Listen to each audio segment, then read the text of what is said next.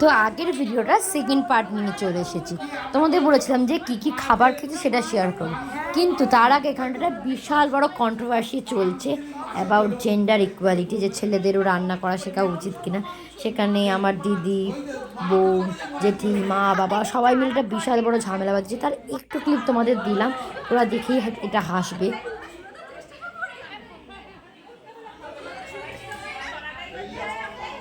যাও, তবে photo session, ঝগড়া সব কিছু করার পর, কন্ট্রোভার্সি হওয়ার পর আমরা খেতে বসে গেলাম, বিকজ আমাদের বাড়ি থেকে বেহালা অনেক দূর, তাই বাড়ি ফিরতেও হবে।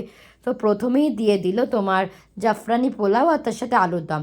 আর এখানে স্টার্টার মানে ফিশ ফ্রাইটা দিয়েছিল পরে। এখানে নাকি ওদের নিয়ম রাইসের পর তোমার স্টার্টার দেয়, জানি না কিসের নিয়ম। তারপর দিয়েছিল চিলি পনির, যেটা খুব টেস্টি খেতে ছিল। তারপর ছিল চিকেন কষা, আর দেন চাটনি, পাঁপড়, গুলাব জামুন। যদিও এত তাড়াতাড়ি খেতে বসার জন্য আমরা ঠিকভাবে পুরোটা খেতে পারিনি, আর তারপরে হজমোলাটা ছিল, এটা না বললেই নয়। তো তারপর লাস্টে সবার সাথে দেখা করে ফটো তুলে বাড়ি চলে এলাম অনেক দিন পরে। এরকম এটা হচ্ছে আমাদের তারকেশ্বরের বাকি ফ্যামিলি, এক্সটেন্ডেড ফ্যামিলি। তো সবাই মিলে অনেক মজা হয়েছিল।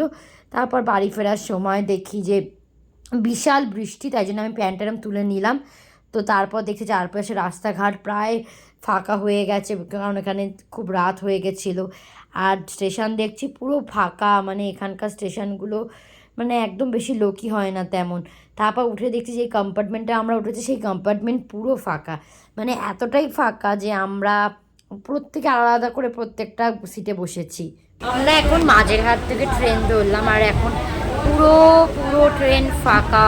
দেখো, মানে শুধু আমাদের ফ্যামিলিই রয়েছে। সুন্দর একদম পা মেলে আমরা দুজন যাচ্ছি, কি মজার ঝিকা। সবাই এত সিট পেয়েছে, সবাই এক একটা করে সিটে চলে যাচ্ছে। আমার মা ওইদিকে চলে গেল, জেঠি ওদিকে, বোন এদিকে।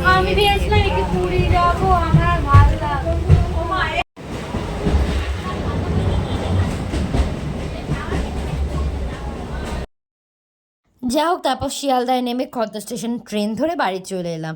যারা এতক্ষণ পর্যন্ত আমার ব্লগটা সহ্য করলে, এরকম উইফাল ব্লগ, তার জন্য তোমাদের অনেক থ্যাংক ইউ। এরপর এরকম আরও অনেক ভিডিও আসবে, ভালো লাগলে লাইক করো, আর চ্যানেলে নতুন হলে সাবস্ক্রাইব করে দিও। টাটা।